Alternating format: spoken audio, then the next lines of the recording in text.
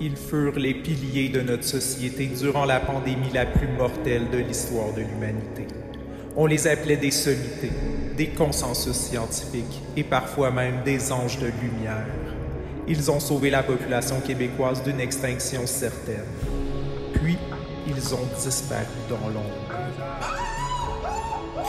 Aujourd'hui, aux grosses enquêtes, que sont devenus nos scientifiques vedettes? Aujourd'hui, l'équipe des grosses enquêtes est allée retrouver les traces de 5 de nos scientifiques préférés, autour desquels le mystère total planait. La première est Diane Lamar, une ex-fraudeuse qui se fait injustement harceler sur les réseaux sociaux. Beaucoup de gens ont oublié le scandale des ristournes Lamar en 2016, et avec raison. Même si la pharmacienne a pu continuer de vivre sa vie comme si rien n'était, après avoir participé à une petite crosse entre des pharmaciens et des assureurs avec l'argent des Québécois, alors qu'elle était présidente de l'Ordre des pharmaciens du Québec, nous savons tous qu'elle en est désolée et qu'elle ne recommencera plus. Elle a même payé sa dette à la société en allant faire des ateliers pour un organisme de divertissement pour attardés mentaux. Et puis, on va aller accrocher ça derrière les oreilles. Moi, j'ai déjà des choses derrière les oreilles. Ça va peut-être être un peu difficile à appliquer, mais si on le fait comme ça... l'oreillette, ça va être compliqué. Oui, c'est là. ça. Un collègue pharmacien, récipiendaire de plusieurs bourses Pfizer, croit qu'elle mérite aujourd'hui sa place dans notre société, ainsi que des postes de pouvoir et d'influence pour dire aux gens quoi faire. Faut que les gens reviennent à un moment donné. Elle a crossé le monde dans le passé, mais ça arrive plus des choses comme ça. Notre équipe a également enquêté sur un autre pharmacien qui a sauvé plusieurs personnes d'une mort certaine grâce à ses bandes dessinées pour lutter contre la désinformation, et c'est le pharmacien.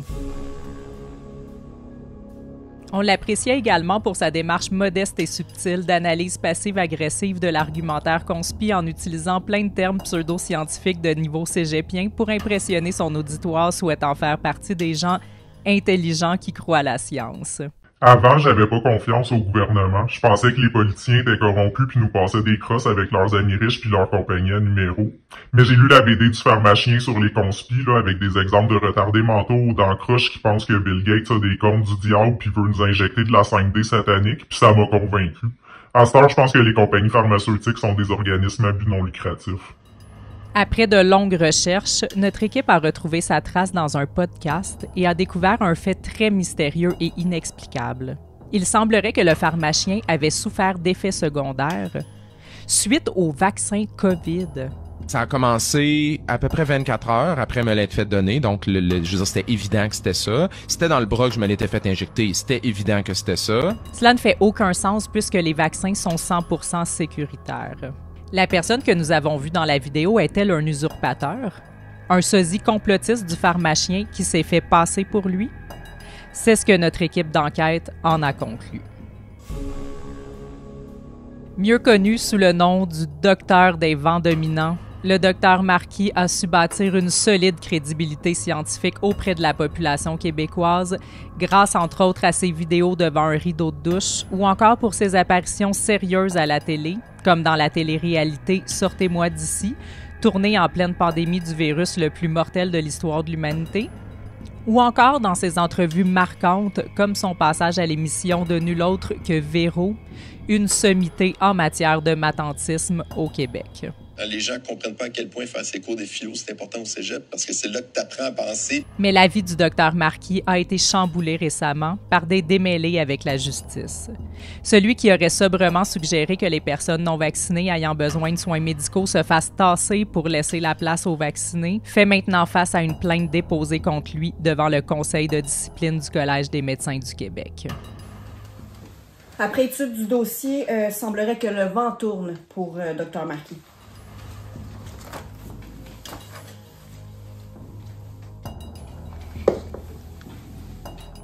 Notre équipe restera bien sûr à l'affût des prochains dénouements, mais nous souhaitons tous, en tant que société, pouvoir continuer de bénéficier de ses services et de son haut savoir, et nous n'osons même pas imaginer ce que serait le Québec sans lui. Et peut-être que juste par les vents dominants, on a été chanceux. La démission subite du docteur Horacio Arruda en 2022 a laissé beaucoup de gens perplexes et plusieurs théories du complot circulent autour de son étrange parcours. Si on remonte la chronologie des événements, on se rend compte que le docteur Arruda avait des agissements étranges. Il disait que le masque ne protégeait pas pour ensuite dire exactement le contraire. Le masque n'est pas un moyen de prévention des infections dans la communauté. Il tenait régulièrement des propos incohérents et décousus, avait des tics nerveux qui le faisaient se frapper les mains. Il parlait parfois d'un certain alter ego de bad boy. I will be very a bad boy.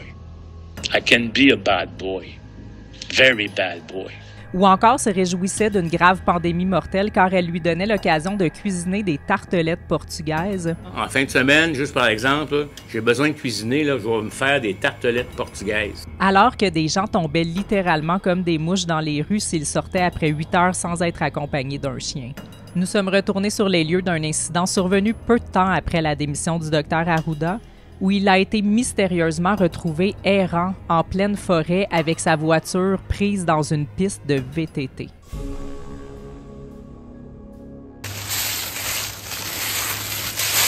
C'est ici qu'on a retrouvé les dernières traces d'Arruda l'hiver dernier. Au goût de la branche, là, on détermine aisément. Les témoins rapportent que M. Arruda avait l'air perdu et confus. Ben c'est ça, il me dit qu'il avait manqué la courbe parce qu'elle n'était pas assez aplatie. S'ensuivit un silence radio de plusieurs mois, puis soudainement, en 2023, il refait surface et fait son retour en politique comme sous-ministre adjoint au ministère de la Santé et des Services sociaux, comme si rien n'était. Que cache toute cette histoire mystérieuse? Le docteur Arruda a-t-il été MK Ultra? A-t-il été remplacé par un clone? C'est pas suffisant comme indice? Dans une récente entrevue donnée à TVA, Horacio Arruda dit qu'il ne regrette rien de ses années passées comme directeur national de la santé publique du Québec, surtout pendant la pandémie de COVID-19 qui a frappé la province. On ne doit pas avoir de regrets, à mon avis, à moins qu'on ait vraiment fait quelque chose d'effroyable. Mais personnellement... En 2023, il était sur le point de gagner le prix Nobel du jeune scientifique le plus innovateur du siècle grâce à ses vidéos TikTok qui disaient que le vaccin était sécuritaire et efficace avant de disparaître du jour au lendemain. J'ai interrogé tous les voisins. Personne ne l'a vu. Donc aujourd'hui, je fais des recherches actives pour retrouver d'autres TikTok.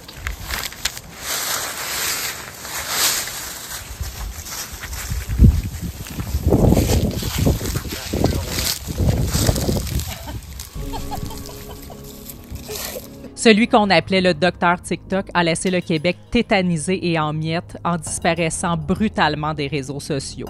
Notre équipe a lancé un avis de recherche et effectué une enquête afin de retrouver sa trace, mais nous ne savons toujours rien à ce jour.